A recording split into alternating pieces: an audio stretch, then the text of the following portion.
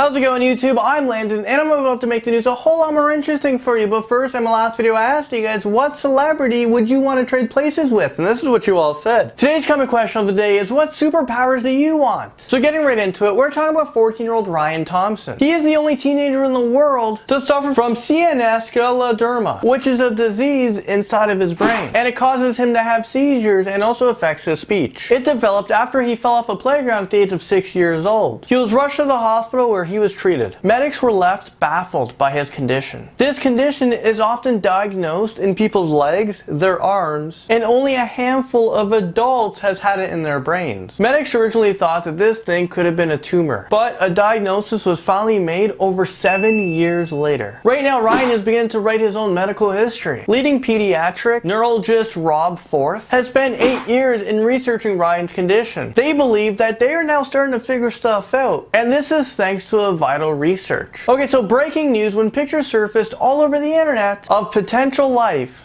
on Mars. This picture right here was taken by NASA using the Mars Curiosity rover. It's a shadow in what looks like to be a man on Mars without a helmet, which we know is impossible. Man can't breathe up there because of the harsh climate and lack of oxygen, or at least what we're told. There's conspiracy theories out there saying that Mars is actually more livable than we all know. Last year, a former US Marine claimed that he's actually been on Mars for 17 years, but of course there's no proof of that. Another NASA employee claimed 35 years ago that she saw humans on Mars. I'm not sure what to believe right now. I'm a little confused, but what do you LP viewers think about the whole thing? Well, here's a crazy story for you. Millionaire Christopher plotted to kill his whole family just so he can be with his mistress. There was anonymous death threats to the family, but little did they know that it was Christopher behind the whole thing. One person even said, "Your family is dead. When they go to sleep, they're gonna be killed." This is just so sick of Christopher. He's a husband, he's a father, and he's allowing these things to happen to his family?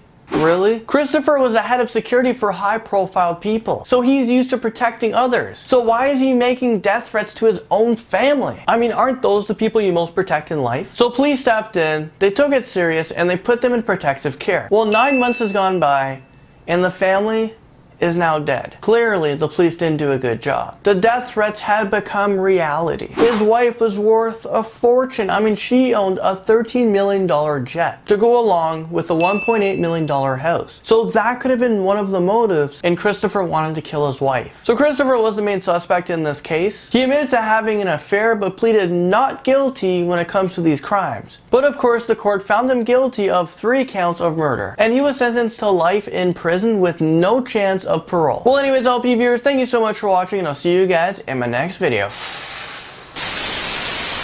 So that last story, that was just mind-blowing. I mean, that is so crazy that a guy can hire people to kill his own family. I don't even know what to think right now, but if you guys want more videos, look over to your left. There's 2 videos waiting for you to click on. And if you guys enjoyed this one, don't forget to share it around and hit that like button. Okay, bye.